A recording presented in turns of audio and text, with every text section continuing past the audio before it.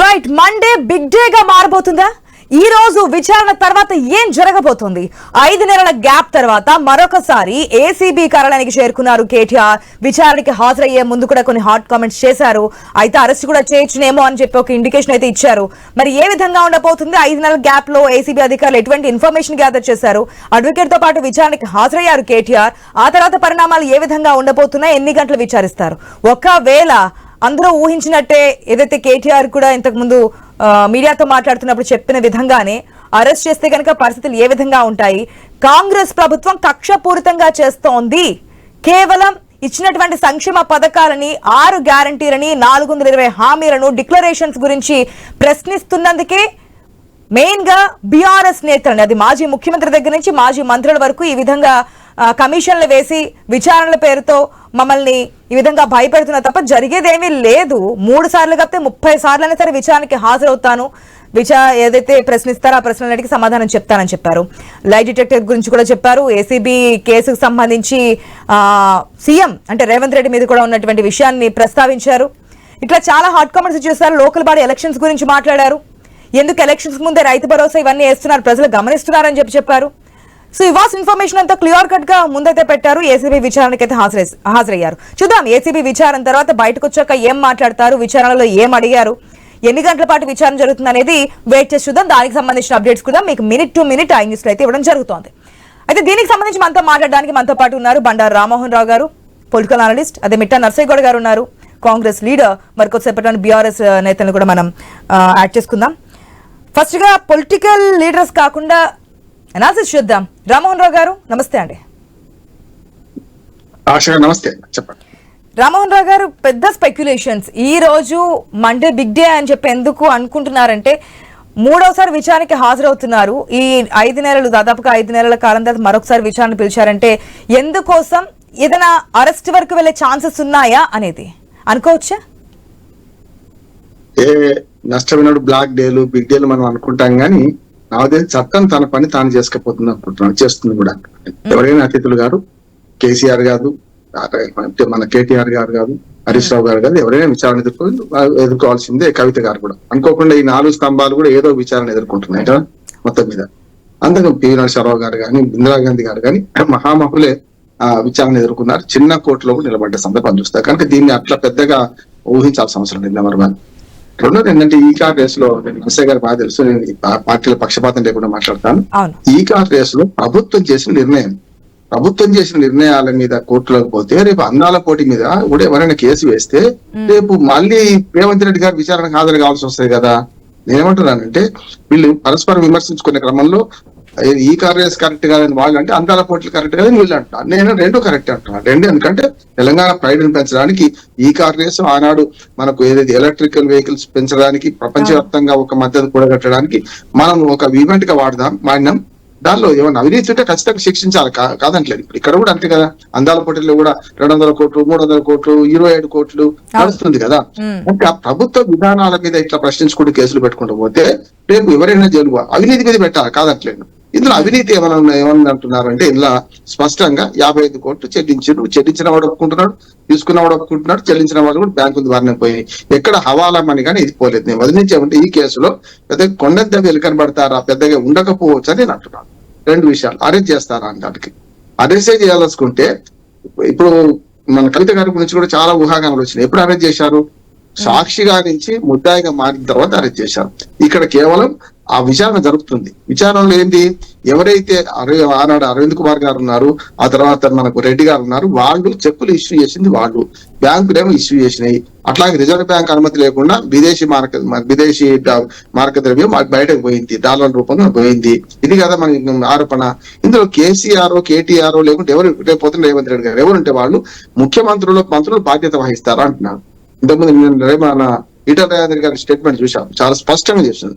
మంత్రివర్గం ఏ తీర్మానం చేస్తారో దాని ప్రకారం ఎవరైనా పోతారు. అంటే ప్రతిదానికి రాజకీయ నాయకులు ఎదికించదలుచుకుంటే ఉన్నారు, ఇరకలేదని నేను అంటలేను. స్పష్టంగా ఆదాయానికి మించిన ఆస్తుల కేసుల్లో జైలు పోయింది. కదా. మనకు గడ్డి కుంభకోణంలో మన లాల్ ప్రసాద్ గారు జైలు పోయారు. మొన్న లిక్కర్ కుంభకోణంలో మన కేజ్రీవాల్ గారు జైలు పోయారు. ముఖ్యమంత్రులు ప్రధానమంత్రులు జైలు పోయిన సందర్భం లేదని నేను అంటలేను. కానీ ఇది ప్రభుత్వ నిర్ణయం అమలు చేసే క్రమంలో చెక్కుల ద్వారా పోయిన డబ్బుల్లో అవినీతి ఎక్కడ జరిగింది అనే సమస్య వస్తుంది కదా. అందుకని ఏసీబీకి స్పిట్ కాదంటున్నాను. ఒకవేళ హవాలా మనీ ఉంటే ఈడీ రావాలి. ఈడీ కూడా కేసు పెట్టింది సరిగ్గా అదే A1, A2, A3 పెట్టింది వాళ్ళ మీద కూడా. మరి ఈడీకి విచారణ జరుగుతున్నప్పుడు ఈ రెండు విచారణలు కాంట్రడిక్టరీ అవుతాయి కదా. సేమ్ రెండు విచారణలు జరుగుతున్నాయి. కేంద్ర ప్రభుత్వం తన పరిధిలో ఉన్న ఈడీతోని దాడు మనం పిలుస్తున్నది ఇటు పక్క ఏసీబీ కూడా పిలుస్తుంది. సైమల్టేనియస్ గా రెండు విచారణలు ఒకే అంశం మీద జరుగుతున్నాయి. అది కూడా కరెక్ట్ కాదు. ఒకే ప్రేయర్ లో ఒకే పిటిషన్ లో రెండు ప్రేయర్లు ఉండడానికి వీల్లేదు. మా కోర్టు అడ్వకేట్ చెప్తున్నాను, ఒకే పిటిషన్ లో రెండు ప్రేయర్లు ఉండడానికి వీల్లేదు, రెండు విజ్ఞాపనలు ఉండడానికి వీల్లేదు. అట్లాగే ఒకే విషయం అయితే రెండు సంస్థలు ఏకకాలంలో విచారణ జరపడానికి కూడా వీల్లేదు అంటున్నాను. రెండింటిలో ఏదో ఒకటి క్రాస్ అవుతుంది, ఏదో ఒకటి క్రాస్ అయిపోతే నేను అంటున్నాను. సరే మొత్తం మీద విచారణ ఎదుర్కొంటా అన్నారు, పోతా అంటున్నారు. సరే భావోద్వేగం రెచ్చగొట్టడానికి కానీ దేనిలో నేను అరెస్ట్ అయిన తప్పలేదు చేస్తారేమంటున్నారు. అయితే నాకు తెలిసి ఇందులో అరెస్ట్ చేసే ప్రసక్తి ఉండదని నేను అనుకుంటున్నాను. విచారణకు ఇంకోసారి పిలుస్తుంది, ఇంకోసారి ఒకవేళ అరెస్ట్ చేసినా కావా అని చెప్పి కక్ష సాధింపు అనేది ఒకటి కార్డు ముందు పెట్టించారు కదా. గతంలో విచారణకి వెళ్ళినప్పుడు కూడా సేమ్ కామెంట్స్ మనం చూసాం, రైట్స్ జరగబోతున్నాయి, ఏదో మా ఇంట్లో పెట్టబోతున్నారు, ఇదంతా వస్తోంది అని చెప్పి. ఈసారి కూడా అరెస్ట్ చేసినా చేయొచ్చు, ఒకసారి కాదు 100 సార్లు వెళ్తాము, జైలుకి వెళ్ళాము. గతంలో కూడా తెలంగాణ స్టేట్ సాధించడం కోసం మేము వెళ్ళాము, మాకు కొత్త ఏం కాదు, ప్రశ్నించడం మాత్రం ఆపము అని చెప్పి. ఇప్పుడు బహిరంగ సభలు ఆశ గారు బహిరంగ సభలు నా చివరి రక్త బొట్టు వరకు నేను ఈ దేశానికి అంకితం అవుతా అని మాట్లాడుతుంటాను. ఒక్కోసారి అనుకోకుండా పాపం ఇందిరాగాంధీ గారు నవ్వులాట ఏం కాదు కానీ ఆ మాటలు ఆమె చనిపోయిన తర్వాత బాగా ఫోకస్ అయింది. ఎందుకంటే దేశం కోసం మరణించిందని. అట్లానే ఇప్పుడు ఏమైందంటే కేసులు పోయేట వాళ్ళు ప్రతి వాళ్ళు కూడా మేమైతే పద్ధతిలో మాకేం సంబంధం లేదు అని చెప్తారు. దానికి కొంచెం భావోద్వేగాన్ని రెచ్చగొట్టడానికి ఏం చేస్తారంటే నా అరెస్ట్ అయినా సరే అరెస్ట్ చేస్తారేమో ఇవన్నీ ఉంటాయి కదా. అరెస్ట్ అయినా ఏమైనా నేను న్యాయం కోసం పోరాడతాను అన్నారు. ఆయన హక్కు కూడా, దాన్ని ఏం లేదు. కానీ నాకు తెలిసి అయితే అరెస్ట్ అవుతారని నేను అనుకుంటలేను. ఇలా అరెస్ట్ చేస్తే కూడా రిమాండ్ అవ్వడం కూడా కష్టమే అంటున్నాను. ఎందుకంటే రెండు ఉంటాయి.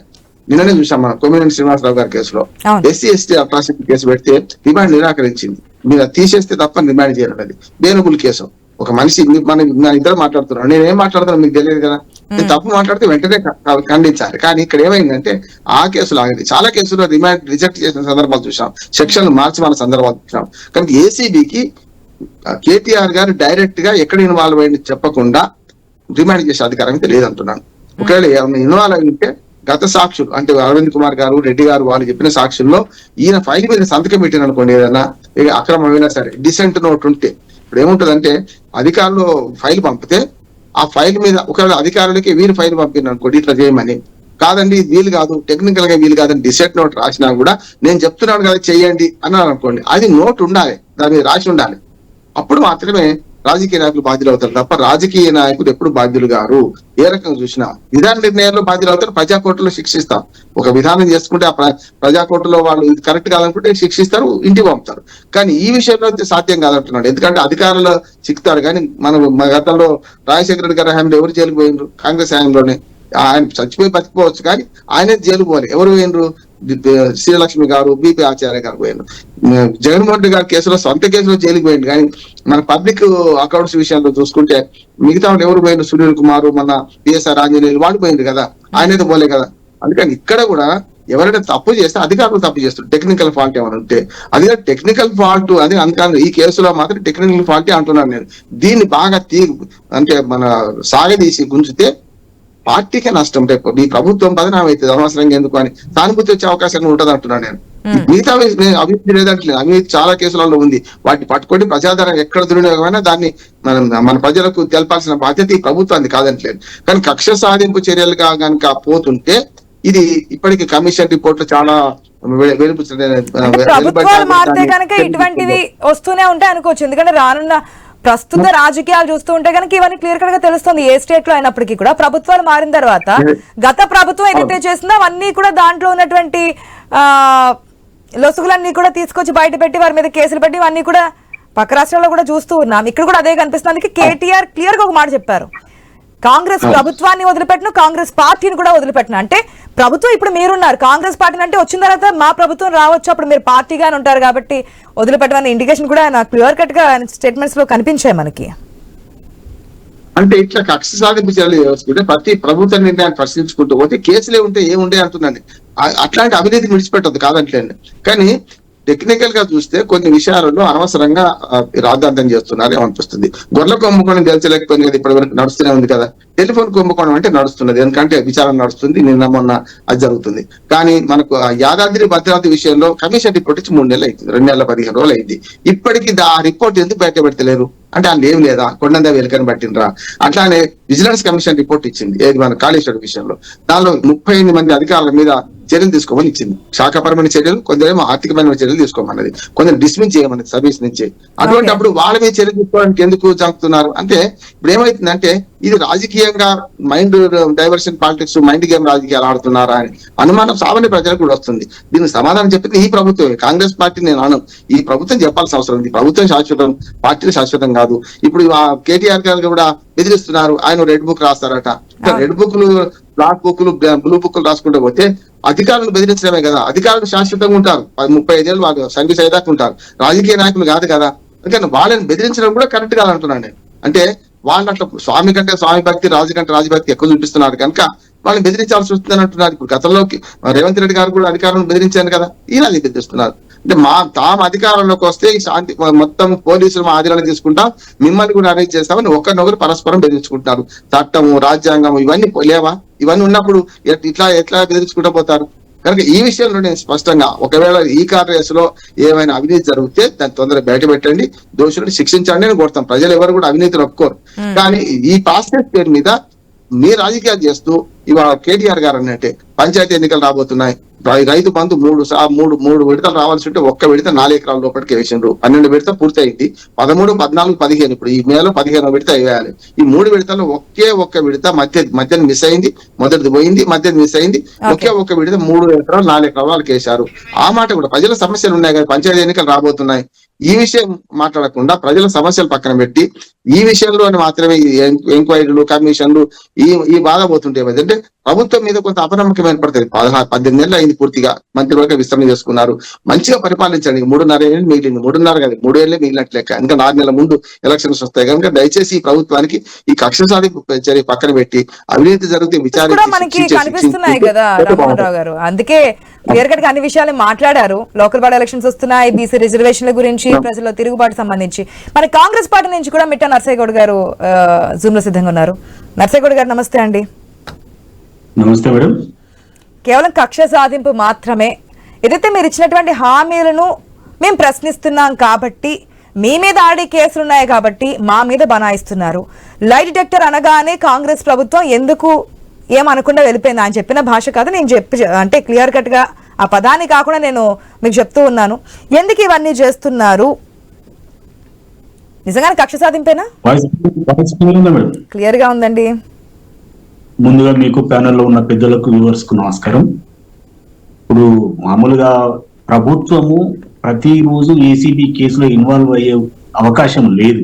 ఆ ఏసీబీ చేసే పని ఏసీబీ చేసేది. ఒకసారి కేసు పుట్టప్ అయిన తర్వాత దాని విచారణ కొనసాగుతుంది, ఏం జరుగుతుంది అనేది దాన్ని నిర్ణయిస్తారు.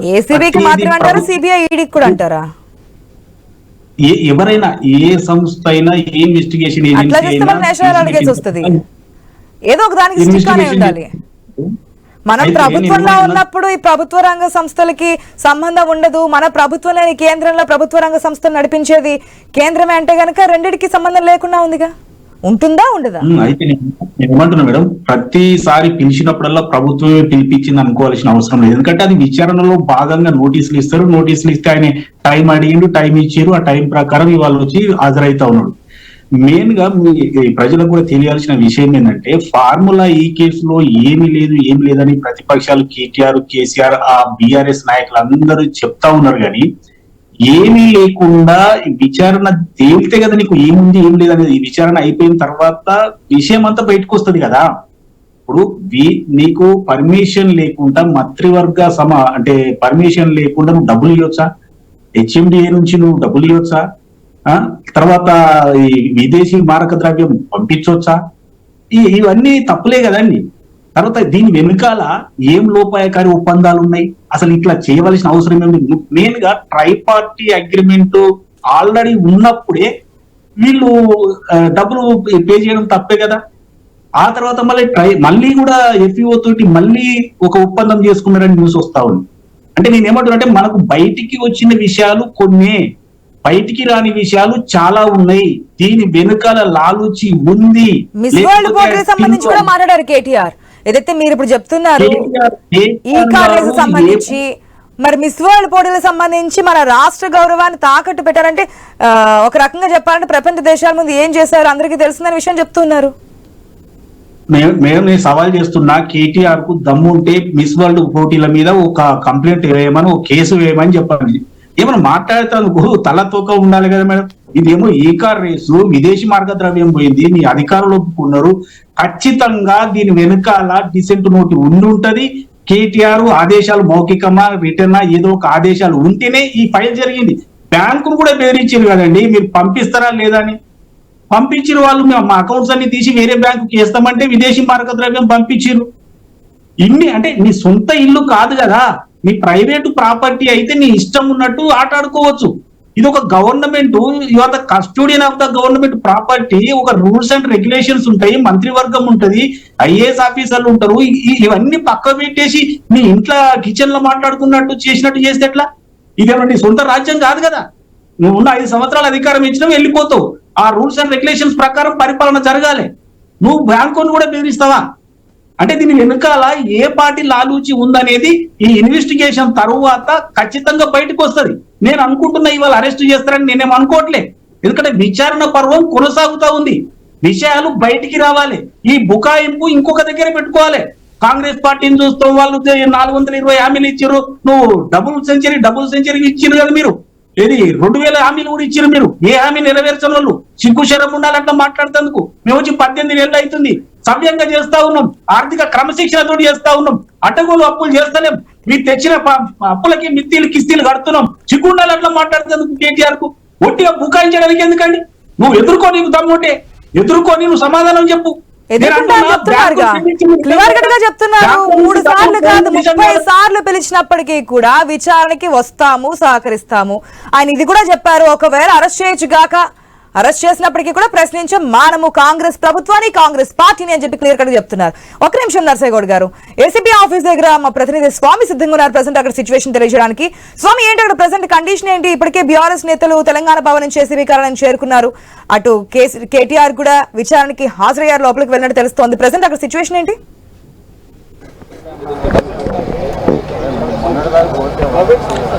కేటీఆర్ ఏసీబీ కార్యాలయం లోపలికి వెళ్లారు, విచారణ కొనసాగుతున్నట్టుగా తెలుస్తుంది. మరోవైపు ఏసీబీ ఆఫీసు విచారణకు వచ్చే ముందే తెలంగాణ భవన్ ముందు ఆయన మీడియాతో మాట్లాడారు. ఖచ్చితంగా నన్ను అరెస్ట్ చేస్తే చేసుకోండి, నేను ఈ కేసులో ఎక్కడ కూడా చట్ట వ్యతిరేకంగా పాల్పడలేదు, తెలంగాణ బ్రాండ్ ఇమేజ్ పెంచడం కోసమే, తెలంగాణలో ఈవీ పరిశ్రమను వైపు ప్రోత్సహించడం కోసం ఇలాంటి నిర్వహించామని చెప్పారు. తాను లైబ్రరీ ప్రశ్న కూడా తను సిద్ధమని చెప్పేసి స్పష్టం చేసినటువంటి కేటీఆర్ తనపైన 1000 కేసులు పెట్టుకున్నా ఈ రాష్ట్ర ప్రభుత్వాన్ని ప్రశ్నించడం మేము మానమని స్పష్టం చేసినటువంటి కేటీఆర్ ఇప్పటికే ఈ కేసుకు సంబంధించి ఈసారి 3వసారి ఈ కేసు విచారణకు హాజరయ్యారు. కేసుకు సంబంధించి ఏసీబీ కార్యాలయంలో విచారణ కొనసాగుతుంది. సీనియర్ అధికారులు ఏసీబీ డీజీ విజయ్ కుమార్ తో పాటు మరికొద్ది మంది అధికారులు ఈ విచారణ చేస్తున్నట్టుగా మనకు సమాచారం అందుతుంది. ప్రధానంగా ఈ కేసుకు సంబంధించి పలు కీలక విషయాలు, ఒకవైపు 2023 డిసెంబర్లోనే దీనికి సంబంధించి ఎఫ్ఐఆర్ నమోదైంది. గతంలో బీఆర్ఎస్ ప్రభుత్వ హయాంలో హైదరాబాద్ నగరంలో నిర్వహించినటువంటి ఫార్ములా ఏరియాస్ కు సంబంధించి ఆర్థిక అవకతవకలు పాల్పడ్డారని చెప్పేసి గతంలోనే కాంగ్రెస్ నేతలు ఆరోపించారు. ఆ తర్వాత అధికారంలోకి వచ్చిన తర్వాత దానిపైన విచారణకు ఆదేశించారు. ఏసీబీ ఆధ్వర్యంలో విచారణ అయితే కొనసాగుతుంది. దీనికి సంబంధించి ఏసీబీ వంజరాయిస్ హెడ్ క్వార్టర్ లో విచారణ అయితే చేస్తున్నారు. గత జనవరి 6వ తేదీన ఆయన ఏసీబీ విచారణకు వచ్చినప్పుడు తనతో పాటు ఒక అడ్వకేట్ కు అవకాశం ఇవ్వాలని చెప్పి కోరడంతో కూడా ఏసీబీ అధికారులు దాన్ని నిరాకరించారు. ఆ తర్వాత తాను బయటకు అధికారులతో వాగ్వాదం చేసి బయటకు వచ్చారు. ఆ తర్వాత హైకోర్టు నుంచి పర్మిషన్ తీసుకొని వచ్చి అడ్వకేట్ సమక్షంలో విచారణ కొనసాగించాలని చెప్పేసి ఆయన ఇచ్చినటువంటి అభ్యర్థనకు హైకోర్టు అంగీకరించింది. ఆ తర్వాత జనవరి 9వ తేదీన ఆయన ఏసీబీ విచారణకు తన అడ్వకేట్ తో పాటు హాజరయ్యారు. ఈ రోజు కూడా కేటీఆర్ తో పాటు ఆయన అడ్వకేట్ రామచంద్రరావు ఆయన వెంటనే లోపలికి ఆయన వెంట వెళ్లడం జరిగింది. లోపల విచారణ కొనసాగుతుంది. ఈ కేసులో A1 గా ఉన్నటువంటి కేటీఆర్ తాను ఎక్కడ కూడా అవినీతికి పాల్పడలేదు. ఈ ఫార్మా ఏరియాస్ కు సంబంధించిన విషయంలో ఒకవైపు పెద్ద ఎత్తున కూడా ఒకవైపు 44 కోట్ల రూపాయలు ఆర్బీఐ నిబంధనల వ్యతిరేకంగా ఆ సంస్థకు బదిలీ చేశారనే ఒక ఆరోపణ పైన విచారణ కొనసాగుతుంది. దానివల్ల ఆయనకు లబ్ధి జరిగిందనే కోణంలో కూడా అధికారులు విచారించే అవకాశం కనబడుతుంది. మొత్తానికి ఈ కేసుకు సంబంధించిన విషయంలో ఇప్పటికే ఈ రోజు కీలక పరిణామాలు ఉండే అవకాశం ఉన్నట్టుగా కూడా పెద్ద ఎత్తున కూడా స్పెక్యులేషన్స్ బయటకు వస్తున్నాయి. ఈ రోజు కేటీఆర్ ను అరెస్ట్ చూపిస్తారు అధికారులు. ఈ కేసు విచారణ ముగింపు దశకు చేరుకున్న సమయంలో ఈసారి ఆ విచారణ పూర్తయిన తర్వాత ఛార్జ్ షీట్ ను కూడా ఏసీబీ అధికారులు దాఖలు చేసే అవకాశం కనబడుతుంది. వైపు ఈ ఏసీబీ డిఎస్పీ మాజిద్ అలీ నేతృత్వంలో 5 సభ్యుల బృందం ఆయనను విచారణ కొనసాగిస్తుంది. వివిధ అంశాలను ప్రశ్నల ద్వారా ఆయన నుంచి రాబట్టడం కోసం ప్రయత్నం చేస్తున్నారు. గత బీఆర్ఎస్ ప్రభుత్వ హయాంలో ఫార్మా ఏరియాస్ ద్వారా 54.89 కోట్లు దుర్వినియోగం జరిగిందన్నది కూడా విషయంలోనే ఏసీబీ కేసు నమోదు చేసింది. ఒకవైపు ఈ గత నెల మే 28వ తేదీనే కేటీఆర్ ను విచారణకు రావాలని చెప్పేసి ఏసీబీ అధికారులు నోటీసులు ఇచ్చారు. ఆ తర్వాత ఆయన జూన్ 2వ తేదీన అమెరికాలో బీఆర్ఎస్ పార్టీ సిల్వర్ జూబ్లీ ఉత్సవాలు ఉన్నాయి, వాటికి హాజరు కావడం కోసం వెళ్తున్నానని చెప్పేసి కూడా కేటీఆర్ వారిని కోరడంతో కూడా మరో తేదీని వాయిదా వేసి ఈ రోజు రావడం కోసం ఏసీబీ అధికారులు ఆయనకు సూచించారు. ఈ రోజు కేటీఆర్ తెలంగాణ భవన్ నుంచి పెద్ద ఎత్తున కూడా పార్టీ నాయకులు కార్యకర్తలతో కలిసి ఇక్కడికి విచారణకైతే హాజరయ్యారు. పోలీసులు కూడా ఈ పరిసర ప్రాంతాల్లో పెద్ద ఎత్తున కూడా భారీ బందోబస్తును అయితే ఏర్పాటు చేసింది. దీంతో పార్టీ కార్యకర్తలు నాయకులంతా కూడా తెలంగాణ భవన్ కు చేరుకున్నారు. కేటీఆర్ కు సంఘీభావం తెలవడం కోసం వారంతా కూడా అక్కడికి వచ్చారు. మాజీ మంత్రులు, మాజీ ఎమ్మెల్యేలు, ఎమ్మెల్సీలు, సిట్టింగ్ ఎమ్మెల్యేలు, ఎమ్మెల్సీలు అంతా కూడా పెద్ద సంఖ్యలో బీఆర్ఎస్ పార్టీలో వాళ్ళంతా కూడా గుమిగూడారు. అక్కడి నుంచి ఎవరు కూడా ఇటువైపు రాకుండా ఉండడం కోసం పోలీసులు కట్టుదిట్టమైనటువంటి భద్రతను అయితే ఏర్పాటు చేశారు. ఈ కేసుకు సంబంధించి ఇప్పటికే కేటీఆర్ ను ఒకసారి విచారించినటువంటి అధికారులు అప్పుడు జనవరి 9వ తేదీన 6 గంటల పాటు ఆయన విచారణ కొనసాగించారు. ఈ కేసులో కొత్త అంశాలు ఏమైనా తెరపైకి వస్తాయని చెప్పేసి వాళ్ళంతా భావిస్తున్నారు. ఈ కేసుకు సంబంధించిన విషయంలో కేసీఆర్ ప్రభుత్వ హయాంలో కేటీఆర్ మున్సిపల్ శాఖ మంత్రిగా ఉన్నారు. అప్పుడు హెచ్ఎండిఏ సంబంధించి ఒకవైపు ఎంఏయుడి ప్రిన్సిపల్ సెక్రటరీగా అరవింద్ కుమార్ వ్యవహరించారు. ఒకవైపు HMDA chief engineer AB Reddy కూడా వ్యవహరించారు. వీళ్ళిద్దరిపైన కూడా విచారణ కొనసాగింది. వాళ్ళు ఇచ్చినటువంటి వాంగ్మూల ఆధారంగా కేటీఆర్ తానే ఈ నిధులు విడుదల చేయాలి, అప్పుడు దీన్ని ప్రమోషన్లో భాగంగా ప్రమోటర్స్ వెనక్కి తగ్గడంతో కూడా రాష్ట్ర ప్రభుత్వమే ప్రమోటర్ గా మారి వారికి నిధులు ఇచ్చి ప్రమోట్ చేయడం కోసము ఈవీ పరిశ్రమను తెలంగాణలో ప్రోత్సహించడం కోసం ఫార్ములా ఈ కాస్ రేస్ మేము నిర్వహించామని చెప్పేసి కేటీఆర్ చెప్తున్నారు. దీనికి సంబంధించిన విషయంలో ఈ 54 కోట్ల రూపాయలు ఆర్బీఐ నిబంధనలకు విరుద్ధంగా వారికి నేరుగా లండన్ లో ఉన్నటువంటి వారి కార్యాలయానికి బదిలీ చేశారు. ఈ బదిలీ అనేది చట్టవిరుద్ధం అనేది కూడా రాష్ట్ర ప్రభుత్వం ప్రస్తుత సిట్టింగ్ కాంగ్రెస్ ప్రభుత్వం భావించి దీని మీద ఏసీబీ విచారణకు ఆదేశించింది. దీనికి సంబంధించిన విషయంలో ఇప్పుడు విచారణ అయితే కొనసాగుతుంది. ఈ రోజు కేటీఆర్ కనుక అరెస్ట్ చేస్తే తెలంగాణ వ్యాప్తంగా పెద్ద ఎత్తున నిరసన కార్యక్రమాలు చేయాలని చెప్పేసి కూడా బీఆర్ఎస్ పార్టీ ఇప్పటికే సిద్ధమై ఉన్నది. ఒకవైపు రాష్ట్ర ప్రభుత్వం కేటీఆర్ ను అరెస్ట్ చేస్తుందా లేదా అనేది కూడా ఇప్పుడు కొంత సందిగ్ధంగా ఉంది. కేటీఆర్ కూడా తనను అరెస్ట్ చేసే అవకాశాలు ఉన్నట్టుగా కూడా ఈ కేసు విచారణకు వచ్చే ముందు తెలంగాణ భవన్ లో మీడియా సమావేశంలో ఆయన స్పష్టంగా చెప్పారు. తనను ఎన్నిసార్లు అరెస్ట్ చేసుకొని ఎన్నిసార్లు పిలవండి, 1000 సార్లు పిలిచినా తన విచారణకు వస్తాను, చెప్పిందే స్పష్టంగా చెప్తాను, తాను లై డిటెక్టర్ పరీక్ష కూడా తను సిద్ధమని చెప్పేసి కేటీఆర్ స్పష్టం చేశారు.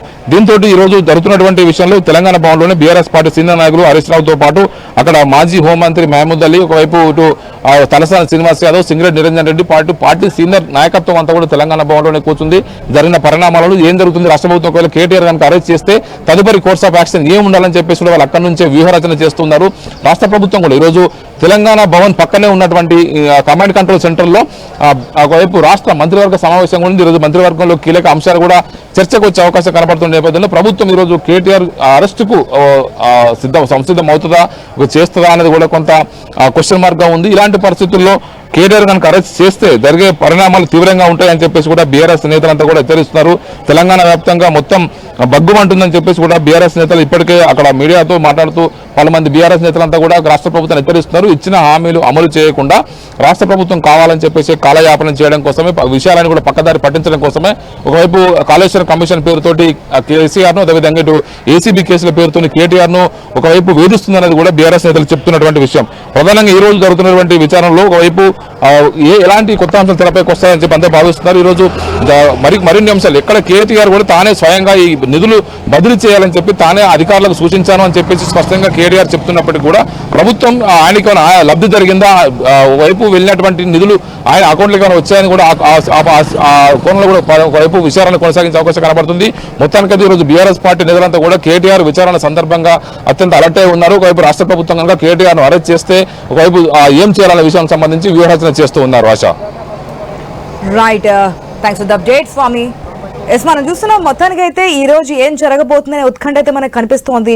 అటు బీఆర్ఎస్ శ్రేణులు కూడా తెలంగాణ భవన్ వద్దకు చేరుకున్నారు. అదేవిధంగా ప్రెసెంట్ ఏసీబీ అధికారుల ముందు విచారణకైతే హాజరయ్యారు కేటీఆర్. మూడోసారి విచారణకి వెళ్లారు.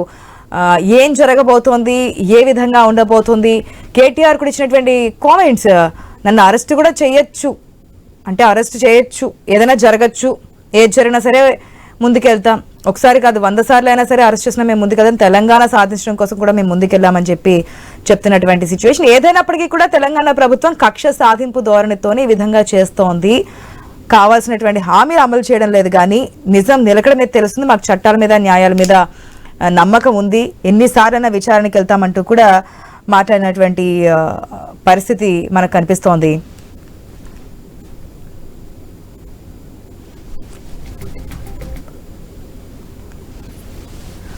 ఎస్ నర్సేగౌడ్ గారు,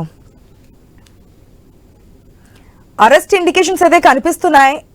కేటీఆర్ నోటి నుంచి కూడా అది విన్నాము, నన్ను అరెస్ట్ కూడా చేయొచ్చు అంటూ కూడా మాట్లాడారు. ఏది చేసినా సరే మేము ప్రశ్నిస్తూనే ఉంటామని. ఏంటి మీకేమైనా ఇన్ఫర్మేషన్ ఉందా? అంటే మీరు ఏమి అనుకుంటున్నారు, నిజంగానే ఈరోజు బిగ్ డే కాబోతుందా కేటీఆర్ని? కాంగ్రెస్ గవర్నమెంట్ గురించి కూడా కొన్ని కామెంట్స్ చేశారు. బీజేపీ కూడా మీరు ఏదైనా అంటే దానికి వత్తాసు పలుకుతుందంటూ కూడా చెప్పినటువంటి కామెంట్స్. కల్వకుంట్ల ఫ్యామిలీలో అనేక అవినీతి ఆరోపణలు చేసింది కాంగ్రెస్ పార్టీ. సో ఈ రోజు ఏదైనా దానికి ఫుల్ స్టాప్ పెట్టే ఛాన్స్ కనిపిస్తున్నాయి అనుకోవచ్చా? ఏం జరగబోతుంది అనుకుంటున్నారు ఈ రోజు ఆఫ్టర్ విచారణ? కేటీఆర్ గారు వాళ్ళ శ్రేణులను అప్రమత్తం ఎప్పుడైనా పోయినసారి కూడా చేసిండు. అంతకుముందు ఫస్ట్ సారి విచారణకు వచ్చినప్పుడు, రెండోసారి విచారణకు వచ్చినప్పుడు, ఇప్పుడు కూడా సేమ్ అదే స్టైల్లో పోతా ఉన్నాడు. కానీ ఒక్క విషయం స్పష్టం చేయదలుచుకునేదంటే, మీరు కనుక విచారణకు మూడోసారి విచారణకు వచ్చారు కాబట్టి విచారణకు సహకరించకపోతే మాత్రం అరెస్ట్ ఉంటుంది. ఈయన ఎందుకంటే ఇప్పుడు స్పష్టంగా ఒక మామూలు వ్యక్తికి అర్థమయ్యే విధంగా వీళ్ళ తప్పులు బయటపడతా ఉన్నాయి. కేటీఆర్ గారు ఏమంటున్నారంటే, నేనే ఆదేశించినా, నేనే ఇయ్యమని చెప్పినా, నేనే ఆదేశాలు ఇచ్చినా ఒక దిక్కు చెప్తా ఉన్నాడు. అక్కడనేమో బ్యాంకులు బెదిరించి ఇవ్వకూడదు అంటే అధికారం లేకుండా, దాని ఆర్డర్స్ లేకుండా వాళ్ళు అక్కడి నుంచి తీసుకుపోయిండ్రు. ట్రైపార్టీ అగ్రిమెంట్ ఆల్రెడీ ఉంది, మళ్ళీ అది ఉండగానే వీళ్ళు డబ్బులు పే చేయడం, మళ్ళీ చిక్కుండాలి అట్లా మాట్లాడుతుంది కేటీఆర్ కు. ఒట్టిగా బుకాయించడానికి ఎందుకండి? నువ్వు ఎదుర్కో, నీకు దమ్ముంటే ఎదుర్కొని నువ్వు సమాధానం చెప్పు. చెప్తున్నారు 3 సార్లు కాదు 30 సార్లు పిలిచినప్పటికీ కూడా విచారణకి వస్తాము, సహకరిస్తాము ఆయన ఇది కూడా చెప్పారు. ఒకవేళ అరెస్ట్ చేయొచ్చు గాక, అరెస్ట్ చేసినప్పటికీ కూడా ప్రశ్నించే మానము కాంగ్రెస్ ప్రభుత్వాన్ని, కాంగ్రెస్ పార్టీని అని చెప్పి క్లియర్ కట్ చెప్తున్నారు. ఒక నిమిషం నర్సేగౌడ్ గారు, ఏసీబీ ఆఫీస్ దగ్గర మా ప్రతినిధి స్వామి సిద్ధంగా ఉన్నారు ప్రెసెంట్ అక్కడ సిచ్యువేషన్ తెలియజేయడానికి. స్వామి, ఏంటి అక్కడ ప్రెసెంట్ కండిషన్ ఏంటి? ఇప్పటికే బీఆర్ఎస్ నేతలు తెలంగాణ భవన్ నుంచి ఏసీబీ కార్యాలయం చేరుకున్నారు, అటు కేటీఆర్ కూడా విచారణకి హాజరయ్యారు, లోపలికి వెళ్ళినట్టు తెలుస్తోంది. ప్రెసెంట్ అక్కడ సిచ్యువేషన్ ఏంటి?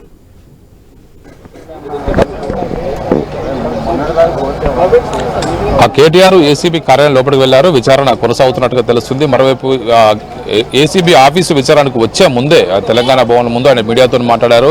ఖచ్చితంగా నన్ను అరెస్ట్ చేస్తే చేసుకోండి, నేను ఈ కేసులో ఎక్కడ కూడా చట్ట వ్యతిరేకంగా పాల్పడలేదు, తెలంగాణ బ్రాండ్ ఇమేజ్ పెంచడం కోసమే, తెలంగాణలో ఈవీ పరిశ్రమను వైపు ప్రోత్సహించడం కోసం ఇలాంటి నిర్వహించామని చెప్పట్టు తాను లైవ్ డైరెక్ట్ ప్రశ్న కూడా తను సిద్ధమని చెప్పేసి స్పష్టం చేసినటువంటి కేటీఆర్ తనపైన 1000 కేసులు పెట్టుకున్నా, ఈ రాష్ట్ర ప్రభుత్వాన్ని ప్రశ్నించడం మేము మానమని స్పష్టం చేసినటువంటి కేటీఆర్ ఇప్పటికే ఈ కేసుకు సంబంధించి ఈసారి 3వ ఈ కేసు విచారణకు హాజరయ్యారు. కేసుకు సంబంధించి ఏసీబీ కార్యాలయంలో విచారణ కొనసాగుతుంది. సీనియర్ అధికారులు ఏసీబీ డీజీ విజయ్ కుమార్ తో పాటు మరికొద్ది మంది అధికారులు ఈ విచారణ చేస్తున్నట్టుగా మనకు సమాచారం అందుతుంది. ప్రధానంగా ఈ కేసుకు సంబంధించి పలు కీలక విషయాలు, ఒకవైపు 2023 డిసెంబర్లోనే దీనికి సంబంధించి ఎఫ్ఐఆర్ నమోదైంది. గతంలో బీఆర్ఎస్ ప్రభుత్వ హయాంలో హైదరాబాద్ నగరంలో నిర్వహించినటువంటి ఫార్ములా ఏరియాస్ కు సంబంధించి ఆర్థిక అవకతవకలు పాల్పడ్డారని చెప్పేసి గతంలోనే కాంగ్రెస్ నేతలు ఆరోపించారు. ఆ తర్వాత అధికారంలోకి వచ్చిన తర్వాత దానిపైన విచారణకు ఆదేశించారు. ఏసీబీ ఆధ్వర్యంలో విచారణ అయితే కొనసాగుతుంది. దీనికి సంబంధించి ఏసీబీ వంజరాయిస్ హెడ్ క్వార్టర్ లో విచారణ అయితే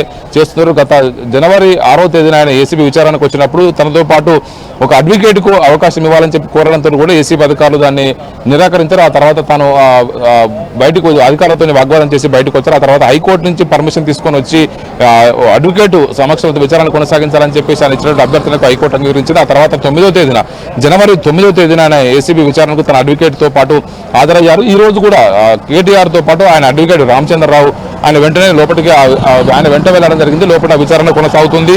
ఈ కేసులో A1గా ఉన్నటువంటి కేటీఆర్ తాను ఎక్కడ కూడా అవినీతికి పాల్పడలేదు. ఈ ఫార్మా ఏరియాస్ కు సంబంధించిన విషయంలో ఒకవైపు పెద్ద ఎత్తున కూడా ఒకవైపు 44 కోట్ల రూపాయలు RBI నిబంధనల వ్యతిరేకంగా ఆ సంస్థకు బదిలీ చేశారనే ఒక ఆరోపణపైన విచారణ కొనసాగుతుంది. దానివల్ల ఆయనకు ఏమైనా లబ్ధి జరిగిందనే కోణంలో కూడా అధికారులు విచారించే అవకాశం కనబడుతుంది. మొత్తానికి ఈ కేసుకు సంబంధించిన విషయంలో ఇప్పటికే ఈ రోజు కీలక పరిణామాలు ఉండే అవకాశం ఉన్నట్టుగా కూడా పెద్ద ఎత్తున కూడా స్పెక్యులేషన్స్ బయటకు వస్తున్నాయి. ఈ రోజు కేటీఆర్ ను అరెస్ట్ చూపిస్తారు అధికారులు. ఈ కేసు విచారణ ముగింపు దశకు చేరుకున్న సమయంలో ఈసారి విచారణ పూర్తయిన తర్వాత ఛార్జ్ షీట్ ను కూడా ఏసీబీ అధికారులు దాఖలు చేసే అవకాశం కనబడుతుంది. వైపు ఈ ఏసీబీ డిఎస్పీ మాజిద్ అలీ నేతృత్వంలో 5 సభ్యుల బృందం ఆయనను విచారణ కొనసాగిస్తుంది. వివిధ అంశాల ప్రశ్నల ద్వారా ఆయన నుంచి రాబట్టడం కోసం ప్రయత్నం చేస్తున్నారు. గత బీఆర్ఎస్ ప్రభుత్వ హయాంలో ఫార్మా ఏరియాస్ ద్వారా 54.89 కోట్లు దుర్వినియోగం జరిగిందన్నది కూడా విషయంలోనే ఏసీబీ కేసు నమోదు చేసింది. ఒకవైపు ఈ గత నెల మే 28వ తేదీనే కేటీఆర్ ను విచారణకు రావాలని చెప్పేసి ఏసీబీ అధికారులు నోటీసులు ఇచ్చారు. ఆ తర్వాత ఆయన జూన్ 2వ తేదీన అమెరికాలో బీఆర్ఎస్ పార్టీ సిల్వర్ జూబ్లీ ఉత్సవాలు ఉన్నాయి, వాటికి హాజరు కావడం కోసం వెళ్తున్నానని చెప్పేసి కూడా కేటీఆర్ వారిని కోరడంతో కూడా మరో తేదీని వాయిదా వేసి ఈ రోజు రావడం కోసం ఏసీబీ అధికారులు ఆయనకు సూచించారు. ఈ రోజు కేటీఆర్ తెలంగాణ భవన్ నుంచి పెద్ద ఎత్తున కూడా పార్టీ నాయకులు కార్యకర్తలతో కలిసి ఇక్కడికి విచారణకైతే హాజరయ్యారు. పోలీసులు కూడా ఈ పరిసర ప్రాంతాల్లో పెద్ద ఎత్తున కూడా భారీ బందోబస్తునైతే ఏర్పాటు చేసింది. దీంతో పార్టీ కార్యకర్తల నాయకులంతా కూడా తెలంగాణ భవన్ కు చేరుకున్నారు. కేటీఆర్ కు సంఘీభావం తెలడం కోసం వారంతా కూడా అక్కడికి వచ్చారు. మాజీ మంత్రులు, మాజీ ఎమ్మెల్యేలు, ఎమ్మెల్సీలు, సిట్టింగ్ ఎమ్మెల్యేలు, ఎమ్మెల్సీలు అంతా కూడా పెద్ద సంఖ్యలో బీఆర్ఎస్ పార్టీలో వాళ్ళంతా కూడా గుమిగూడారు. అక్కడి నుంచి ఎవరు కూడా ఇటువైపు రాకుండా ఉండడం కోసం పోలీసులు కట్టుదిట్టమైనటువంటి భద్రతను అయితే ఏర్పాటు చేశారు. ఈ కేసుకు సంబంధించి ఇప్పటికే కేటీఆర్ ను ఒకసారి విచారించినటువంటి అధికారులు అప్పుడు జనవరి 9వ తేదీన 6 గంటల పాటు ఆయన విచారణ కొనసాగించారు. ఈ కేసులో కొత్త అంశాలు ఏమైనా తెరపైకి వస్తాయని చెప్పేసి వాళ్ళంతా భావిస్తున్నారు. ఈ కేసుకు సంబంధించిన విషయంలో కేసీఆర్ ప్రభుత్వ హయాంలో కేటీఆర్ మున్సిపల్ శాఖ మంత్రిగా ఉన్నారు. అప్పుడు హెచ్ఎండిఏ సంబంధించి ఒకవైపు ఎంఏయుడి ప్రిన్సిపల్ సెక్రటరీగా అరవింద్ కుమార్ వ్యవహరించారు. ఒకవైపు HMDA chief engineer AB Reddy కూడా వ్యవహరించారు. వీళ్ళిద్దరిపైన కూడా విచారణ కొనసాగింది. వాళ్ళు ఇచ్చినటువంటి వాంగ్మూల ఆధారంగా కేటీఆర్ తానే ఈ నిధులు విడుదల చేయాలి, అప్పుడు దీన్ని ప్రమోషన్లో భాగంగా ప్రమోటర్స్ వెనక్కి తగ్గడంతో కూడా రాష్ట్ర ప్రభుత్వమే ప్రమోటర్ గా మారి వారికి నిధులు ఇచ్చి ప్రమోట్ చేయడం కోసము ఈవీ పరిశ్రమను తెలంగాణలో ప్రోత్సహించడం కోసం ఫార్ములా ఈ కాజ్ రేస్ మేము నిర్వహించామని చెప్పేసి కేటీఆర్ చెప్తున్నారు. దీనికి సంబంధించిన విషయంలో ఈ 54 కోట్ల రూపాయలు RBI నిబంధనలకు విరుద్ధంగా వాటిని నేరుగా లండన్ లో ఉన్నటువంటి వారి కార్యాలయానికి బదిలీ చేశారు. ఈ బదిలీ అనేది చట్టవిరుద్ధం అనేది కూడా రాష్ట్ర ప్రభుత్వం ప్రస్తుత సిట్టింగ్ కాంగ్రెస్ ప్రభుత్వం భావించి దీని మీద ఏసీబీ విచారణకు ఆదేశించింది. దీనికి సంబంధించిన విషయంలో ఇప్పుడు విచారణ అయితే కొనసాగుతుంది. ఈ రోజు కేటీఆర్ కనుక అరెస్ట్ చేస్తే తెలంగాణ వ్యాప్తంగా పెద్ద ఎత్తున నిరసన కార్యక్రమాలు చేయాలని చెప్పేసి కూడా బీఆర్ఎస్ పార్టీ ఇప్పటికే సిద్ధమై ఉన్నది. ఒకవైపు రాష్ట్ర ప్రభుత్వం కేటీఆర్ ను అరెస్ట్ చేస్తుందా లేదా అనేది కూడా ఇప్పుడు కొంత సందిగ్ధంగా ఉంది. కేటీఆర్ కూడా తనను అరెస్ట్ చేసే అవకాశాలు ఉన్నట్టుగా కూడా ఈ కేసు విచారణకు వచ్చే ముందు తెలంగాణ భవన్ లో మీడియా సమావేశంలో ఆయన స్పష్టంగా చెప్పారు. తనను ఎన్నిసార్లు అరెస్ట్ చేసుకొని ఎన్నిసార్లు పిలవండి, 1000 సార్లు పిలిచినా తన విచారణకు వస్తాను, చెప్పిందే స్పష్టంగా చెప్తాను, తాను లై డిటెక్టర్ పరీక్ష కూడా తను సిద్ధమని చెప్పేసి కేటీఆర్ స్పష్టం చేశారు. దీంతో ఈ రోజు జరుగుతున్నటువంటి విషయంలో తెలంగాణ భవన్ లోనే బీఆర్ఎస్ పార్టీ సీనియర్ నాయకులు హరీష్ రావుతో పాటు అక్కడ మాజీ హోంమంత్రి మహమూద్ అలీ, ఒకవైపు ఇటు తలసాని శ్రీనివాస్ యాదవ్, సింగరెడ్డి నిరంజన్ రెడ్డి పార్టీ సీనియర్ నాయకత్వం అంతా కూడా తెలంగాణ భవన్ లోనే కూర్చుంది. జరిగిన పరిణామాలను ఏం జరుగుతుంది, రాష్ట్ర ప్రభుత్వం ఒకవేళ కేటీఆర్ కనుక అరెస్ట్ చేస్తే తదుపరి కోర్స్ ఆఫ్ యాక్షన్ ఏం ఉండాలని చెప్పేసి వాళ్ళు అక్కడి నుంచే వ్యూహరచన చేస్తున్నారు. రాష్ట్ర ప్రభుత్వం కూడా ఈరోజు తెలంగాణ భవన్ పక్కనే ఉన్నటువంటి కమాండ్ కంట్రోల్ సెంటర్ లో ఒకవైపు రాష్ట్ర మంత్రివర్గ సమావేశం ఉంది. ఈరోజు మంత్రివర్గంలో కీలక అంశాలు కూడా చర్చకు వచ్చే అవకాశం కనబడుతున్న నేపథ్యంలో ప్రభుత్వం ఈరోజు కేటీఆర్ అరెస్టుకు సంసిద్ధం అవుతుందా, చేస్తుందా అనేది కూడా కొంత క్వశ్చన్ మార్క్ గా ఉంది. ఇలాంటి పరిస్థితుల్లో కేటీఆర్ కనుక అరెస్ట్ చేస్తే జరిగే పరిణామాలు తీవ్రంగా ఉంటాయని చెప్పేసి కూడా బీఆర్ఎస్ నేతలంతా కూడా హెచ్చరిస్తున్నారు. తెలంగాణ వ్యాప్తంగా మొత్తం బగ్గుమంటుందని చెప్పేసి కూడా బీఆర్ఎస్ నేతలు ఇప్పటికే అక్కడ మీడియాతో మాట్లాడుతూ మంది బీఆర్ఎస్ నేతలంతా కూడా రాష్ట్ర ప్రభుత్వం హెచ్చరిస్తున్నారు. ఇచ్చిన హామీలు అమలు చేయకుండా రాష్ట్ర ప్రభుత్వం కావాలని చెప్పేసి కాలయాపన చేయడం కోసమే, విషయాలను కూడా పక్కదారి పట్టించడం కోసమే ఒకవైపు కాళేశ్వరం కమిషన్ పేరుతోటి కేసీఆర్ ను, అదేవిధంగా ఇటు ఏసీబీ కేసుల పేరుతో కేటీఆర్ ను ఒకవైపు వేధిస్తుందనేది కూడా బీఆర్ఎస్ నేతలు చెప్తున్నటువంటి విషయం. ప్రధానంగా ఈ రోజు జరుగుతున్నటువంటి విచారణలో ఒకవైపు ఎలాంటి కొత్త అంశాలు తెరపైకి వస్తాయని చెప్పి అందరూ భావిస్తున్నారు. ఈరోజు మరిన్ని అంశాలు ఎక్కడ కేటీఆర్ కూడా తానే స్వయంగా ఈ నిధులు బదిలీ చేయాలని చెప్పి తానే అధికారులకు సూచించాను అని చెప్పేసి స్పష్టంగా కేటీఆర్ చెప్తున్నప్పటికీ కూడా ప్రభుత్వం ఆయనకి లబ్ధి జరిగిందా, వైపు వెళ్ళినటువంటి నిధులు ఆయన అకౌంట్లోకి ఏమైనా వచ్చాయని కూడా ఆ కోణంలో కూడా ఒకవైపు విచారణ కొనసాగించే అవకాశం కనబడుతుంది. మొత్తానికైతే ఈరోజు బీఆర్ఎస్ పార్టీ నేతలంతా కూడా కేటీఆర్ విచారణ సందర్భంగా అత్యంత అలర్ట్ అయి ఉన్నారు. ఒకవైపు రాష్ట్ర ప్రభుత్వం కనుక కేటీఆర్ను అరెస్ట్ చేస్తే ఒకవైపు ఏం చేయాలనే విషయానికి సంబంధించి వ్యూహరచన చేస్తూ ఉన్నారు. Asha right, thanks for the update Swamy. Yes, మనం చూస్తున్నాం మొత్తానికి అయితే ఈ రోజు ఏం జరగబోతుందనే ఉత్కంఠ అయితే మనకు కనిపిస్తోంది. అటు బీఆర్ఎస్ శ్రేణులు కూడా తెలంగాణ భవన్ వద్దకు చేరుకున్నారు. అదేవిధంగా ప్రెసెంట్ ఏసీబీ అధికారుల ముందు విచారణకు అయితే హాజరయ్యారు కేటీఆర్. మూడోసారి విచారణకి వెళ్లారు. ఏం జరగబోతోంది, ఏ విధంగా ఉండబోతుంది, కేటీఆర్ కూడా ఇచ్చినటువంటి కామెంట్స్, నన్ను అరెస్ట్ కూడా చేయొచ్చు అంటే అరెస్ట్ చేయొచ్చు, ఏదైనా జరగచ్చు, ఏది జరిగినా సరే ముందుకెళ్తాం, ఒకసారి కాదు 100 సార్లు అయినా సరే అరెస్ట్ చేసినా మేము ముందుకెళ్తాం, తెలంగాణ సాధించడం కోసం కూడా మేము ముందుకెళ్లామని చెప్పి చెప్తున్నటువంటి సిచ్యువేషన్. ఏదైనప్పటికీ కూడా తెలంగాణ ప్రభుత్వం కక్ష సాధింపు ధోరణితోనే ఈ విధంగా చేస్తోంది. కావాల్సినటువంటి హామీలు అమలు చేయడం లేదు, కానీ నిజం నిలకడమే తెలుస్తుంది. మాకు చట్టాల మీద న్యాయాల మీద నమ్మకం ఉంది, ఎన్నిసార్లైనా విచారణకి వెళ్తామంటూ కూడా మాట్లాడినటువంటి పరిస్థితి మనకు కనిపిస్తోంది.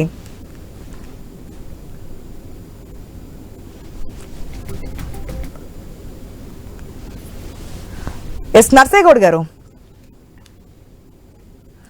అరెస్ట్ ఇండికేషన్స్ అయితే కనిపిస్తున్నాయి. కేటీఆర్ నోటి నుంచి కూడా అది విన్నాము, నన్ను అరెస్ట్ కూడా చేయొచ్చు అంటూ కూడా మాట్లాడారు. ఏది చేసినా సరే మేము ప్రశ్నిస్తూనే ఉంటామని.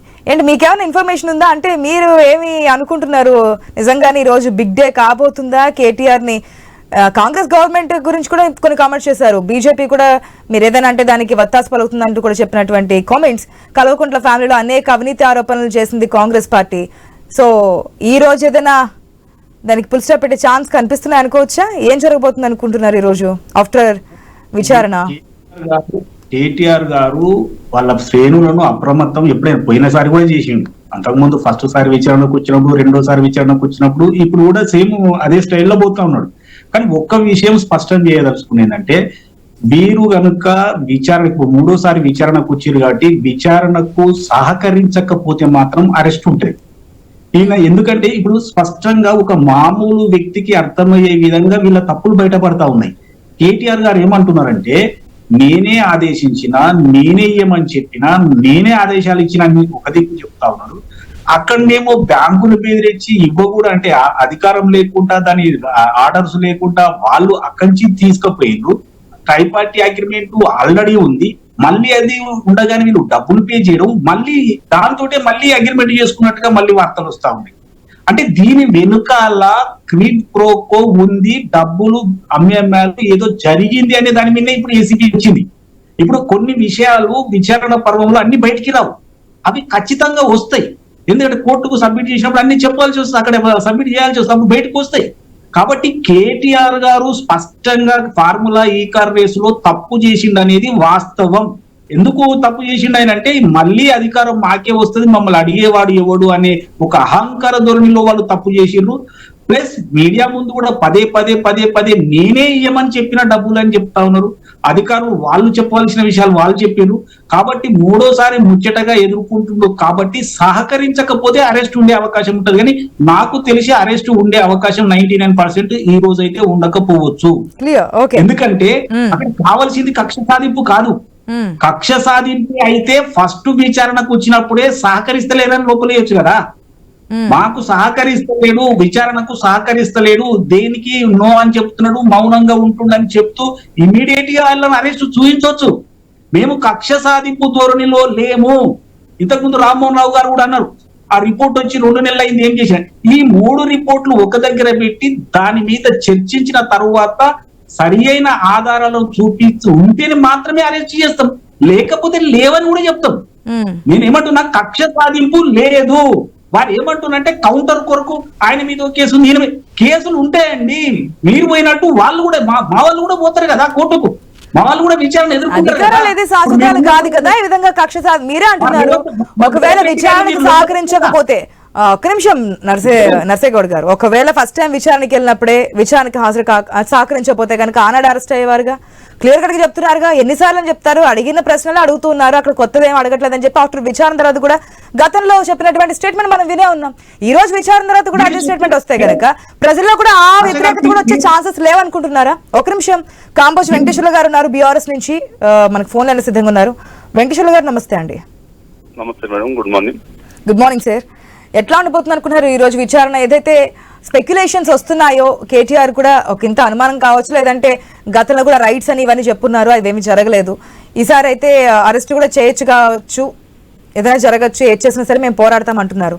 మీకైనా ఇండికేషన్స్ ఉన్నాయా? అరెస్ట్ అయ్యే ఛాన్సెస్ ఏమైనా కనిపిస్తున్నాయా? నేను ఏమంటున్నానంటే ఐన్యూస్ వ్యూవర్స్ కు గుడ్ మార్నింగ్ అండ్ తోటి ఫ్యామిలీ మెంబర్స్ కూడా గుడ్ మార్నింగ్. ఈ స్పెక్టేషన్స్, ఈ ఊహాగానాలు కాంగ్రెస్ పార్టీ యొక్క ఉద్దేశమే ఉంది తప్ప 3 సార్లు పిలిచినా 30 సార్లు పిలిచినా భారత రాజ్యాంగం ఇచ్చిన హక్కు ప్రకారం గౌరవ కేటీఆర్ గారు ఏ విమర్శలు చేసినా, కాంగ్రెస్ ఎన్ని కేసులు పెట్టినా, ఈ ఫార్ములో కేసు ఏసీబీ ఎన్నిసార్లు నోటీసులు ఇచ్చినా ఒకటే వాదం మాది. 54 కోట్లు మేము ట్రాన్స్ఫర్ అయింది హెచ్ఎండి అకౌంట్లోకి వెళ్ళి, అది పారదర్శకంగా జరిగినటువంటి మాట వాస్తవం. గౌరవ రేవంత్ రెడ్డి గారికి నిజాయితీ లేక ఏసీబీ యొక్క అధికారుల కుమ్మక్కుతోనే ఈ ఫార్ములా రేస్ కేసు మళ్ళీ 4వసారి నోటీసులు వస్తున్నాయి. ఎన్నిసార్లు నోటీసులు వచ్చినా అవే క్వశ్చన్స్ రిపీట్ చేస్తున్నారు తప్ప ఆ రోజే గౌరవ కేటీఆర్ గారు ఏసీబీ అడిగినటువంటి ప్రశ్నలకు సమాధానంగా మొత్తం సమాధానాలు చెప్పి సాటిస్ఫై చేసి వచ్చిన తర్వాత ఇలా రాజకీయ కక్ష సాధింపులు చర్యంగా భాగంగానే ఈ ఫార్ములా రేస్ కేసు నోటీసులు వస్తున్నాయి, కాళేశ్వరం నోటీసులు వస్తున్నాయి. మేమేమంటున్నాంటే ప్రజలు 16, 17, 18 నెలలల్లా వాట్ ఈజ్ కేసీఆర్ గారు legendary administration, what is Congress Revanth Reddy గారి అడ్మినిస్ట్రేషన్ తెలుసుకున్నారు. వాళ్ళు వైఫల్యం చెందిరు. ఏదైనా డైవర్స్ పాలిటిక్స్ చేయడం కోసం ఇలా టీఆర్ఎస్ పార్టీని, గౌరవ కేటీఆర్ గారిని, హరీష్ రావు గారిని, కేటీఆర్ గారిని ఇబ్బంది పెట్టడం కోసమే ఏసీబీ రైడ్, ఏసీబీ యొక్క నోటీసులు తప్ప మీకు పారదర్శకత ఉంటే ఇప్పటికీ అదే బ్యాంకులో హెచ్ఎండిఏకి వెళ్ళి ట్రాన్స్ఫర్ ఉండే అమౌంట్ ఉంది, మీరు తీసుకొచ్చే ప్రయత్నం చేయట్లే. ఇలా గ్రీన్ కోర్ కంపెనీ ఎక్కడికి పోలేదు, ఈ ఫార్ములా రేస్ ఎందుకు? ఒకటే తెలంగాణ ప్రజలకు తెలియజేయాల్సింది ఏంటంటే ఈ ఫార్ములా రేస్ యొక్క ముఖ్య ఉద్దేశం ఏంటంటే మేడం, 80 ఏళ్ల చరిత్రలో మెడ్రాస్ లో డీజిల్ ఇంజన్ల ఫోర్స్ ఇంజన్లు ఉంటాయి, ఇలా పూణేలో కూడా డీజిల్ ఇంజన్లే ఉంటాయి, ఇలా హైదరాబాద్ లో అధునాతనమైన టెక్నాలజీతో సాఫ్ట్వేర్ డెవలప్మెంట్ అవుతుంది. ఇక్కడ ఈవీ డెవలప్మెంట్ చేయడం కోసం హైదరాబాద్ కు గ్రీన్ సిటీ అవార్డు వచ్చింది కాబట్టి ఇలా మనం గ్రీన్ కోర్ పెంచి ఈవీ వెహికల్స్ మెయింటైన్ భారతదేశంలో ఒక హబ్బు తయారు చేసి ఇలా గవర్నమెంట్ కి ఇన్కమ్ రావడం కోసం చేసిన ప్రయత్నంలో భాగమే తప్ప దీంట్లో రాజకీయ కక్ష లేకపోతే ఇంకేముంది మేడం? మీకు నిజాయితీ ఉంటే ఈ ఫార్ములా రేస్ కేసు యొక్క పూర్వఫలాలు మీ దగ్గర ఉంటే ఇప్పటికీ ట్రాన్స్ఫర్ చేసిన అమౌంట్ మీరు రిఫండ్ తీసుకురండి. ఎలా ఒప్పందాలు క్యాన్సిల్ అయిన తర్వాత ఇలా ఈ ఫార్ములా కంపెనీతో, ఈ ఫార్ములా కంపెనీ ఓనర్లతోని దొంగచాటుగా దావోస్ లో రేవంత్ రెడ్డి గారు కలిసిన ఫోటోలు వాస్తవాలుగా ప్రక్షాళన కోసం డీపీఆర్లు పెట్టి కంపెనీలు పాకిస్తాన్ ఉన్న కంపెనీలకు డీపీఆర్ మీద అడ్వాన్సులు 160 కోట్లు ఇచ్చారు. రేవంత్ రెడ్డి తెలుసు, ఇలా డిపిఆర్ల మీద 140-160 కోట్లు తీసుకున్నారు. అది కాదా ఈ ఫార్ములా కంటే పెద్ద మొత్తం? అది కాదా? ఇవాళ తెలంగాణ గవర్నమెంట్ ఇన్కమ్ పెంచుకోవడం కోసం, ప్రజలకు అభివృద్ధి పెంచుకోవడం కోసం తప్ప మీరు 250 కోట్లు పెట్టి ఆ సత్యభామల అందాల పోటీలు పెట్టు. అదేమన్నా జాతీయ ఉత్పత్తి కానీ, తెలంగాణ ఉత్పత్తి కానీ, ఉత్పాదక రంగం పెంచుతాయా? దాంతో వచ్చిన ఇన్కమ్ ఏమి, దాంతో జరిగిందేమి? ఈ ఫార్ములా రేస్ అంటే అదొక రేస్ కాదు, భారతదేశంలో ఉన్న 29 రాష్ట్రాల యొక్క భవిష్యత్తుకు సంబంధించింది. ఇలా తెలంగాణలో ఈ వెహికల్స్ యొక్క హబ్ ఉంటే పొల్యూషన్ తగ్గుతుంది, మెయింటెనెన్స్ తగ్గుతుంది. ఇది ఒక హబ్ తయారై ఇక్కడ ఇన్కమ్ జనరేట్ అయ్యి ప్రజలకు కానీ ప్రభుత్వానికి కానీ ఇన్కమ్. సిగ్నల్ సరిగా లేదు, ఆడియో మొత్తం బ్రేక్ అయ్యి వస్తోంది, కానీ మీరు చెప్పే విషయాలు అయితే క్లియర్ కట్ గా అర్థమయ్యాయి. అటు అందాల పోటీలు కావచ్చు, ఇస్తున్నటువంటి సంక్షేమ పథకాలు కావచ్చు, ఏది మాట్లాడకుండా కాళేశ్వరం కమిషన్ అని, ఈ కమిషన్ల పేరుతో ఏసీబీ విచారణలని ఈ విధంగా పిలిచి ప్రజలను మభ్యపెట్టే ప్రయత్నం చేస్తున్నారనేది మీ యొక్క అభిప్రాయం. రామ్మోహన్ రావు గారు, కాంగ్రెస్ బీఆర్ఎస్ ఒకటి అధికార పార్టీ, మరొకటి గత అధికార పార్టీ, ప్రస్తుత ప్రతిపక్ష పార్టీ. ఆరోపణలు ప్రత్యారోపణలు ఇవన్నీ ప్రతి రాజకీయ పార్టీలో మనం చూస్తూనే ఉంటాము. అధికారంలో వచ్చిన తర్వాత గత అధికార పార్టీ గురించి మాట్లాడడం, వారు చేసిన తప్పులను బయటపెట్టడం, కుదిరితే విచారణలు అంటూ పిలవడము, ప్రజల ముందు చేసిన తప్పులను బయటపెట్టే ప్రయత్నం చేస్తుంటారు. కానీ ఇక్కడ రెండు వెర్షన్స్ కనిపిస్తున్నాయి. ఫార్ములా ఈ రేస్ కి అందాల పోటీలకి పొంతని చెప్తూ ఉన్నారు. అంటే ఫార్ములా ఈ రేస్ కి సంబంధించి మాట్లాడుతూ ఉంటే మీరు అందాల పోటీలు పెట్టారు అంటూ కూడా కౌంటర్ కూడా మనకి వినిపిస్తూ ఉంది. సో రెండింటికి మనల్ని ఎట్లా బ్యాలెన్స్ చేసుకోవాలనుకోవచ్చు. అదేవిధంగా సీఎం ఏసీబీ కేసు అంటున్నారు, కావాలని చెప్పి నా మీద కుట్రపూరితంగా బనాయించారు, నా మీద కూడా ఏసీబీ కేసు అంటూ కేటీఆర్ చెప్తూ ఉన్నారు. యాజ్ అడ్వకేట్ గా మీకు ఇంకాస్త సెక్షన్స్ గురించి కేసుల గురించి అవగాహన ఉంటుంది కాబట్టి. ఆశ గారు ఇప్పుడు ఏమంటారంటే ఆనాడు అందాల పోటీ అనే ప్రతిపాదన లేనప్పుడు కూడా నేను ఈ కార్ రేస్ సమర్థించాను. ఎందుకంటే మన దేశం ముఖ్యంగా హైదరాబాద్ లో ఈ కార్ రేస్ జరగడం వల్ల మనకు ప్రత్యేకంగా మనకు ఎలక్ట్రిక్ వెహికల్స్ వాడడానికి ఎక్కువ ప్రోత్సాహం వస్తుంది. దాని ద్వారా కూడా దేశంలో ఈ రేస్ రావడం కూడా ప్రతిష్టాత్మకం అంటున్నారు. ఎందుకంటే బయట ఎక్కడ పడితే అక్కడ వచ్చేది కదా. అందాల పోటీలు కూడా ప్రతిష్టాత్మకంగా అంటున్నాడు. ఎందుకంటే ఎప్పుడో బొంబాయిలో జరిగితే మళ్ళీ మన దగ్గర జరిగింది. అది రాకముందు చెప్పాను కదా, అందాల పోటీల్లో ఏదైతే జరిగిందో అక్కడ బయట పోయి డబ్బులు పోలే. కేవలం ఇక్కడ ఖర్చు విషయంలో 27 కోట్ల ఏమో కాంగ్రెస్ ప్రభుత్వం ఇప్పుడు ప్రభుత్వం అంటుంది, కాదు 200 కోట్లు ఖర్చు పెట్టారు. ₹1,00,000 ప్లేట్ బిల్స్ అంటే కాదు 10,500 అని వీళ్ళు చెప్తున్నారు. ఏది ఫల్క్నామా హోటల్లో జరిగింది. అది ఇవన్నీ ఇంటర్న్ గా ఇక్కడనే జరిగింది. అంటే దీని మీద నేను స్పష్టంగా చెప్తున్నాను, వీళ్ళ ఆరోపణలు ప్రత్యారోపణల మధ్యన వీళ్ళు అందాల పోటీకి ఎంత ఖర్చు పెట్టినామో శ్వేతపత్రం విడుదల చేస్తే అయిపోతుంది కదా. ప్రజలను కన్ఫ్యూజన్ పెట్టడం ఎందుకు? మొత్తం మేము ఖర్చు ప్రభుత్వం ఇంత పెట్టింది, వాళ్ళ అందాల పోటీ నిర్వహించే వాళ్ళే మొత్తం ఖర్చు పెట్టుకున్నారు, ఇవన్నీ వాళ్ళు చెప్పొచ్చు కదా అంటున్నారు. ఒకటి అది చెప్తే అయిపోతుంది. దానిలో ఇక్కడ కేసులు లేవు, దానిలో ఏం కాదు.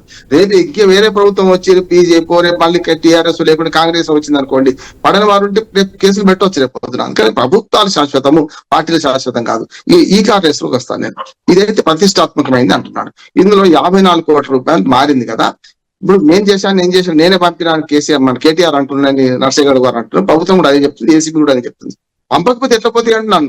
కన్సల్ట్ మంత్రివర్గ నిర్ణయం లేకుండా మొత్తం ఏమో అసలు పోటీ అక్కడి ఈ కార్ రేస్ తీసుకొద్దామా లేదా అనేదేమో ప్రభుత్వ నిర్ణయం. ప్రభుత్వ నిర్ణయం ఆ మంత్రి బాధ్యత ఏంది? అవసరమైన నిధులు విడుదల చేయమని చెప్తాడు. కానీ నిధులు విడుదల చేసేది ఎవరు? ప్రాసెస్ చూసుకోవాల్సింది ఎవరు? టెక్నికాలిటీ చూసుకోవాల్సింది ఎవరు? పొద్దున అధికారులే కదా. అరవింద్ కుమార్ గారి మీద ఉంటుంది, ఖచ్చితంగా రెడ్డి గారి మీద ఉంటుంది. అంతేందుకు ఇప్పుడు దీని మీద కుంభకోణం జరిగింది, ఎవరు కేసు పెట్టిండ్రు? ప్రభుత్వం అంటే అధికారి దానకిషోర్ గారు కంప్లైంట్ ఇచ్చారు. దాని మీద కదా ఏసీబీ విచారణ జరుగుతుంది. రేపు పొద్దున దానకిషోర్ గారు కూడా తప్పుడు విచారణకు ఆదేశించిండు, లేకపోతే ఫిర్యాదు ఇచ్చిండు అని ఫిర్యాదు మీద ఫిర్యాదు ఇంకోటి చేయొచ్చు. లేకపోతే ఇంకో ప్రభుత్వం మారితే ఇప్పుడు దానకిషోర్ గారు చేరిపోతారా? అందుకనే ప్రభుత్వం ఉంటుంది, అధికారులు ఉంటారు. ఒక మాట అని నేనే ఇచ్చాను ఆర్డర్ అంటే ఖచ్చితంగా ఇస్తానంటున్నాడు. ఈ 54 కోట్లు ఒకవేళ చేతులు మారి మళ్ళీ వెనక్కి వచ్చి కేటీఆర్ అకౌంట్ లో లేకుండా అరవింద్ కుమార్ గారి అకౌంట్ లో రెడ్డి గారి అకౌంట్ లో చేరింది అనుకోండి, అప్పుడు తప్పనిసరి అందరు ముగ్గురు జైలుపోతారు. కానీ ఎక్కడ పోలేదు కదా. ఇంకొకటి ఏంటంటే ఈ విచారణలో పిలవాల్సింది ఆశ గారు, నా అనుమానం ఏంటంటే ఎవరైతే ఆ అమౌంట్ పోయిందో వాళ్ళు ఎందుకు విలువలేదు అంటున్నాను. విదేశాల్లో ఉండొచ్చు, కంపెనీ ఉండొచ్చు, అగ్రిమెంట్ ఉన్నది కదా, వాళ్ళు ఎందుకు విలువలేదు అంటే ముగ్గురు చుట్టే గుడుగుడు ఉద్యమం ఎందుకు ఆడుతుంది ఏసీబీ?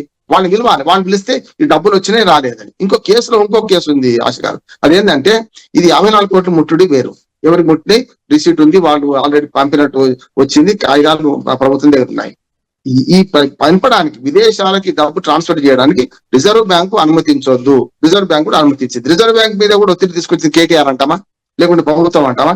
వచ్చింది అనుకోండి. ఇప్పుడు ఏమైంది? 8 కోట్లు అదనంగా మనకు ఆదాయ పన్ను శాఖ వాళ్ళు ఫైన్ వేసారు దీని మీద. ఏది? విదేశీ మార్గ ద్రవ్యం విదేశాలకు పంపే డబ్బులో మీరు నిబంధనలు పాటించలేదని కేంద్ర ప్రభుత్వం నుంచి మనకు ఏసీబీ ఏమంటారు దాన్ని, ఆదాయ పన్ను శాఖ అయితే ఆధీనంలో ఉండేది కదా, వాళ్ళు వేరే కేసు పెట్టి దీనికి దానికి సంబంధం లేదు. ఒరిజినల్ చెప్పాలంటే ఇప్పుడు దాని మీద కూడా సమాధానం చెప్పాలంటే ముట్టలేదు వాళ్ళు చెప్పాలి కదా. నిబంధనలు ఉల్లంఘిస్తే ఎవరు పోవాలి? రిజర్వ్ బ్యాంక్ అధికారులు జైలుకోవాలి లెక్కకి కదా. అందుకని అధికారుల ప్రమేయం ఉంటది కానీ రాజకీయ నాయకుల ప్రమేయం ఉండదు అంటున్నాను. రేపు అందాల పోటీల నిర్ణయం తీసుకుని ప్రభుత్వంలో ముఖ్యమంత్రి గారు బాధ్యులు, ముఖ్యమంత్రి తర్వాత దానికి సంబంధించిన మంత్రి బాధ్యులు, జేఎస్ రంజన్ గారు దాని సెక్రటరీ దానికి బాధ్యులు. కానీ రేపు పొద్దున అందాల పోటీలో ఏవైతే నిధులు దుర్వినియోగం అట్లేదు, నిధులు ఎక్కువ ఖర్చు అయినాయి అనవసరమని వీళ్ళు అంటున్నారు. అందాల పోటీలు వృధా అని వీళ్ళు అంటున్నారు, ఈ కాంగ్రెస్ వృధా అని వాళ్ళు అంటున్నారు. ఇది రెండు కరెక్టే. ఈ రెండు తెలంగాణకు హైదరాబాద్ రావాల్సిందే నేను అంటున్నాను. ఇలా అవినీతి జరిగితే ఏవైనా డబ్బులు కనుక తిరిగి వీళ్ళ అకౌంట్ లోకి వస్తే మాత్రం వీళ్ళు నేరస్తులు అవుతారు. మనం మీడియా పోస్ట్ మార్టం చేయలేం, మీడియా ట్రయల్ చేయలేం. కానీ ఏసీబీ ఏ కేసు పెట్టదలుచుకున్నా దీని దగ్గర ఆధారాలు చూపెడితేనే రిమాండ్ అవుతారు, లేకపోతే కాదంటున్నాను.